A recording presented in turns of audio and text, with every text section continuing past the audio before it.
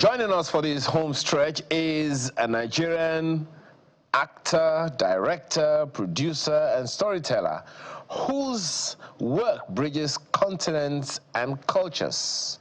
Born in Umuahia, Abia State, and educated at Port Harcourt University, please welcome Pascal Atuma. Thank you very much, my brother. How are you? I'm well. How are you? I'm doing very well. You look fresh. See who is talking. See every look. Look at it. Look at it to him. By God's grace, I look good. But you're looking good. Thank you very much for inviting me. I'm happy to be here. Oh, great. Well, my research says you are a Nigerian-Canadian actor. Yes, sir. But you don't look Canadian, no, in this very Nigerian... You know, I represent Nigeria. Anywhere in the world. And I represent Government College Umuahia. I represent Ikwano Umuahia local government. I represent Abia State. I represent the culture, African culture. So it doesn't matter how many years I've lived overseas. Actually, this is my 30th year overseas. Wow. But this, what you see is what you get. This is who I am. It's good to have you here. Thank now, you. This, first of all, let me talk about this imported wives. Yeah. Where did that idea come from? Okay, you see, this we made a movie 20-something years ago. My brother Oscar. Okay. We did a movie called My American Nurse, and it became a hit that time. And the Sanger Entertainment New York paid us to make the second one called My American Nurse 2. So many years down the road, the issue we thought we addressed with American Nurse kept reoccurring, to the point that the UK government, UK police, put out a memo that the Nigerian women should stop calling them to pick up their husbands. So, and it was becoming an epidemic, both in US, Canada, Australia, where there was so much happening with people, Africans coming back to Africa to marry, and the marriage will end up, someone will end up dying, either the husband or the wife. So it was becoming a serious epidemic, and every time I travel, my fans would say, "Where's American Nurse 3? Where's American Nurse 3?" So it was, but after that police issuing that communique in London, in UK, and it became viral, I said, no, my brother and I had a discussion. I said, it's time to do another movie about this. So a friend of mine in Maryland called George Carlo, so he said, "Oh, Pascal, I can work with American Nurse 1 and 2 and put a script together," because I used to write those scripts. But now, I'm into football business too. Okay. I'm a FIFA licensed agent. Oh, wow. Yeah, so because of the football, balancing the football with the film, I don't really have the time to write. So he wrote the first draft.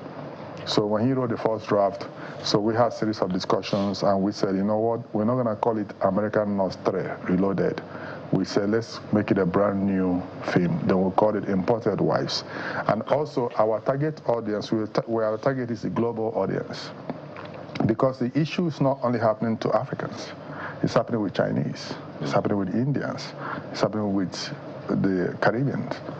So it's not only peculiar to Africans. So we wanted to make a film that would be universally accepted, and then tell a story that even if you're Chinese, India, when you watch, you can relate to it. So that's where the movie came about. And what kind of, tell us what kind of support you got getting this done, and what are the objectives you hope that this would address that the previous titles were not able to address? I wanted a film that would serve as a mirror to especially African parents. Because if you look at I listened to your last guest talking about soft life. Most of the people, younger generation, the Nigeria we grew up in is different from the Nigeria today. The Nigeria we grew up in had norms and values, had culture, had family values. This Nigeria, present Nigeria, it's like we have lost it. So you can imagine a young girl who is 21 years old, a student, building a house for the parents. But you're a student, and the parents will accept it. Do you understand? Whereas those days, if you're 21 and you're a student, you still go back to your parents for money. But now it's the other way around. A young girl of 19 buying a brand new car for the mom, and the mom is in the church praising God and for the wonders God has done. What does your daughter do? So most of these young girls, they have established relationships here in Africa. But once they see someone come from overseas, they see it as a means of liberation, financial liberation. They see it as a means of migration. So love is thrown out of the way. The young boyfriend or the young boyfriend is told by the parents, don't cross this compound, this gate again. They go and marry the stranger. But they don't know who the stranger is. The only reason, the reasons for marrying is just migration and poverty elevation. So we feel like this movie, it might not stop it, but at least for those who are reasonable, after watching the movie, they'll relax, they have a conversation with their family. Okay. Now, I'll ask you a question that I would say is a little difficult and if not tasking. I can tell that you've been following Nollywood. Yes. You know, everywhere you go. Yes. Nollywood remains one of the top 3, if not top 5, if not the top 3 fastest growing of its kind in the entire world. Now, I have 20-something-year-olds who say to me that I watched the movie and this and this and these are the things that I learned from the movie. And that gave me some kind of, okay, there's some hope somewhere. Do you see the industry being deliberate, like you are making this movie, about teaching the norms and values that are fast being lost in Africa? Yes, I would say yes, 100%, because there's a new dawn in the industry. Now, you can't just wake up and do whatever you like and put it out there. The Directors Guild of Nigeria, the Association of Movie Producers of Nigeria, because it's the directors and the producers that decide which movie is made. It's not the actors. But the actors bring in the tool that we use. So the Directors Guild of Nigeria and the Association of Movie Producers, they are working so hard to make sure that Nollywood is not only just mentioned as number 3 in the world, but the quality of what we produce will help as a social commentary. The quality of what we have will try to balance. We are in the social media world right now, social media era. But how do we counter? How do we balance it? It's our job.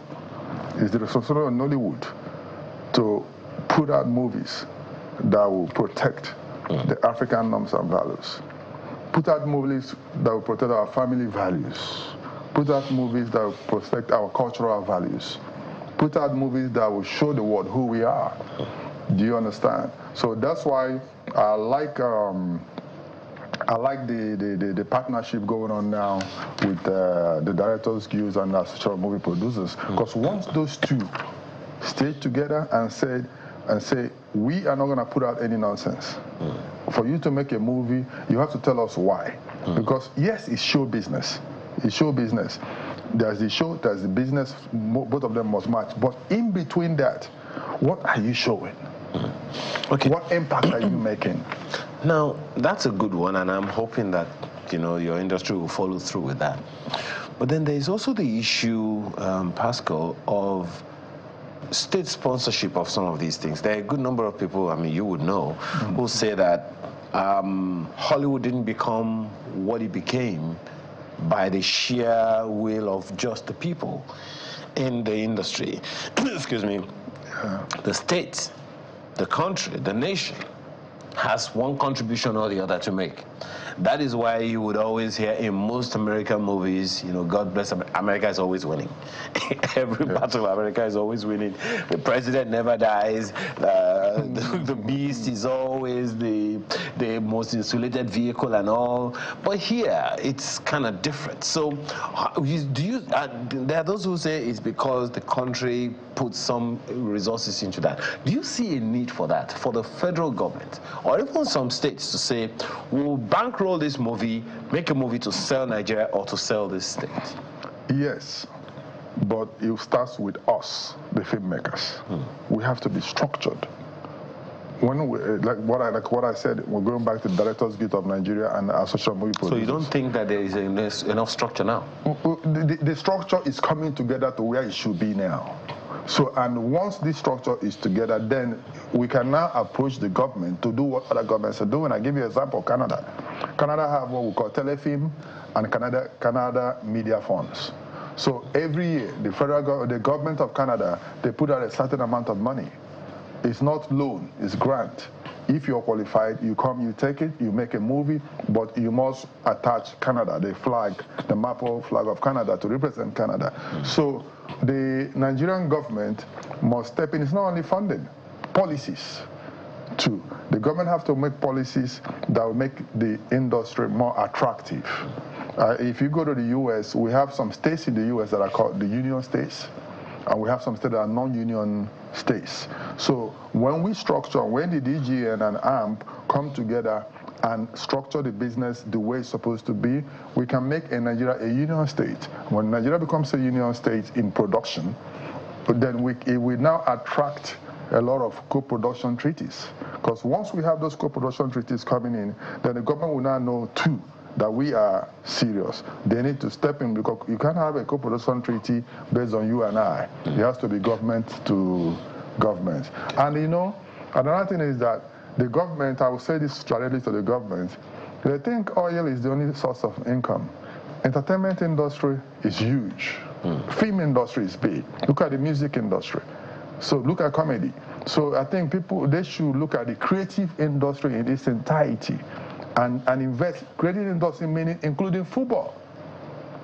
Including football. You just, you know about the Club World Cup going on in the US. The people that play quarterfinals, not the people that won the quarterfinals, just for playing quarterfinals, $13.1 million US. So if we give a club in Nigeria $13.1 million US, convert it to Naira, how much is that? Is that a joke? That is just for quarterfinals. To make it to the quarterfinals, they already got 21 million. Calculate it. Because just to enter, just to qualify to play, 3-point-something million. If you win a game, 2 million. If you draw, 1 million. So there's money in the creative industry, but the government have to make it easy for us. I give you an example. Brazil, let's use football again. Brazil had how many clubs at the Club World Cup, if you followed it? They had Fluminense, Palmeiras, they had Botafogo, and one other club. I think 3 of them made it to the round of 16. Do you understand? So we need the government to see this creative industry as a huge industry, not just oil. Well, what one can only hope is that the government not only sees it, but actually makes the appropriate investments and helps structure it and sustain it. They have to believe in it. See, if you believe in it, you invest in it. But the thing I need them to understand is that the way, same attention they're paying to the oil industry, they need to also pay to the creative industry. All right, so now what next from Pascal Atuma? From Pascal Atuma on the film side, I had a discussion with my brother last week. So we want to do, our next movie has to be something different, something people don't expect from us. Because people always expect comedy with drama, with social commentary. We want to do something entirely different. But our company, the Atuma Brothers International Company, Tabik, so, you know, we have football club too, Tabik Football Club, and then we are partnering with states. We just partnered with Katsina State to do a scouting program for the state, for Katsina Football Academy. So now we are trying to work with the military, the Nigerian defense, to get the Nigerian Defense Academy, Football Academy. Okay. So, and we want to partner with more states to develop academies, because we need to catch them young. If we catch them young and put them into a structured system, then we can make the same type of millions that the Ronaldos and the Messis. It's interesting that you mentioned that because we've done it before. In 1987, the Golden Eaglets, they were a crop of young people who never saw anything but their football academy, and they went to conquer the world. Yes, it can be done again. And I'm going to also add this. The reason Nigeria have not won a World Cup up to today is because we didn't continue that culture. See, that culture of catching them young. Now, if you look at a young kid in Europe who is 15 years old or 16, the person is already developed. But because of malnutrition here, our people don't develop that fast. But if we're able to dictate that talent when they're about 10 or 11, put them in an academy and feed them well, so that within that period, children are supposed to grow. They're getting the nutrients they need to grow. If you speak to a lot of people, they say, you tell them, if you're in football business, oh, this is my player, he's 17. You know the first question they will ask you?